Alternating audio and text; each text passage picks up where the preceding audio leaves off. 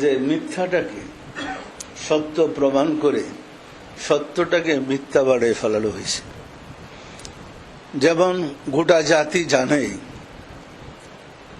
যে কোরআন আছে, হাদিস আছে, কোরআন হাদিস মতো চললেই আমরা ইমানদার হইতে পারবো, ইমান নিয়ে কবরে যেতে পারবো। এটা সম্পূর্ণ ভুল ধারণা।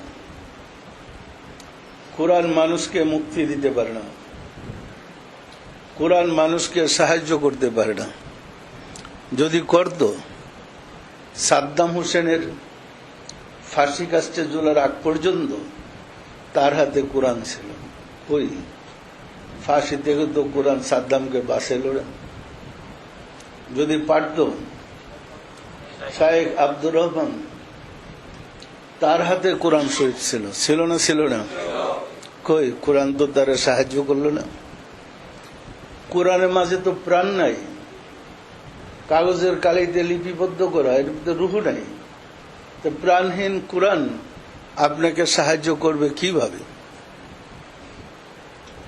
হযরত আলী কারিমুল্লাহ ওয়াজহুর সাথে মুআবিয়ার যখন একটা যুদ্ধ হয়েছিল, ওই সময় সিফফিনের যুদ্ধে বর্ষার অগ্রভাগে কোরআন শরীফ ঝুলে রেখে বলতেছিল, মুআবিয়া, আমরা কোরআনের ফায়সালা বানাই। ওই সময় হযরত আলীর পক্ষে যারা ছিল তারা যুদ্ধ থেমে দিল, মানে যুদ্ধ বন্ধ হয়ে গেল। এমন সময় হযরত আলী বললেন, এই কোরআন দিয়া তোমাদেরকে ধোঁকা দেওয়া হয়েছে, তোমরা যুদ্ধ চালিয়ে যাও। একদল অস্বীকার করে যুদ্ধস্থান ত্যাগ করলো, আলীর কথা অমান্য করে তারা খারিজি নামে অভিহিত হইল। কিন্তু এই ইসলাম ছিল মুআবিয়ার ষড়যন্ত্র ইসলাম, চক্রান্তের ইসলাম।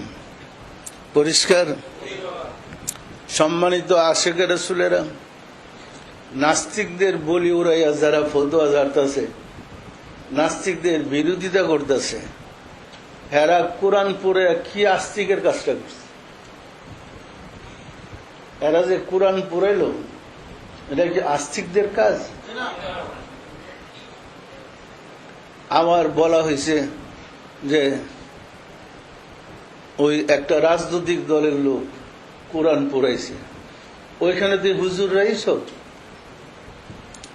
চতুর্দিকে তো হুজুররা, হুজুরদের মাঝে আরেকটা রাজনৈতিক দল গেলে এর অস্তিত্ব থাকবে? সব তো জিহাদের অস্ত্রপস্ত্র সাথে আছে। কি যে তাণ্ডব চলতেছিল, যারা আরামবাগে বসবাস করেছে তারা বুঝতে পারছে। কারণ আমাদের চতুর্দিকে যুদ্ধ চলছে, আমরা কি তখন নিরাপদ ছিলাম? সম্মানিত আশিকে রাসূলেরা, সুতরাং মনে রাখতে হবে, আপনাকে চরিত্রবান হইতে হইলে চরিত্রবান ব্যক্তির সান্নিধ্যে যেতে হবে। চরিত্রবান ব্যক্তি ছাড়া চরিত্রবান হওয়া যায় না। আর চরিত্রবান ব্যক্তি ছিলেন রাসূল। রাসূলের পরে